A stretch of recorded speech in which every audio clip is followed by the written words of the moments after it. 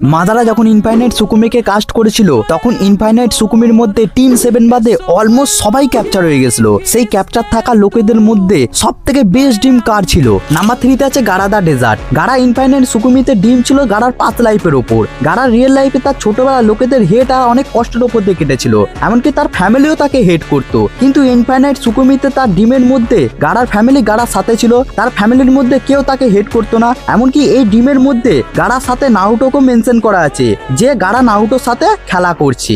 Number 2 আছে lady সোনাডে। সোনাডে তার লাইফে অনেক কষ্ট পেয়েছে, তার পছন্দের অনেক মানুষকে হারিয়েছে, কিন্তু ইনফাইনাইট সুকুমিতে তার ড্রিম আলাদা ছিল।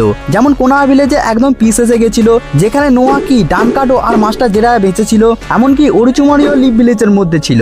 তার সাথে নারুটোর বাবা মার সাথে নারুটো বড় হচ্ছে, মিনাটো নারুটোকে ট্রেনিং দিচ্ছে। এইভাবেই লেডি সোনাটের ড্রিম পুরো কোনোয়া ভিলেজের উপর ডিপেন্ড ছিল। নাম্বার 1 আছে র্যাপ মাস্টার কিলার বি। এর ড্রিম সব থেকে বেস্ট। কিলার বি এর ডিমের মধ্যে অ্যাডভেঞ্চারে ভর্তি ছিল, যেমন সব টেলবিস্ট আর জিনচুরিকি একসাথে আকাশকির বিরুদ্ধে ফাইট করছে।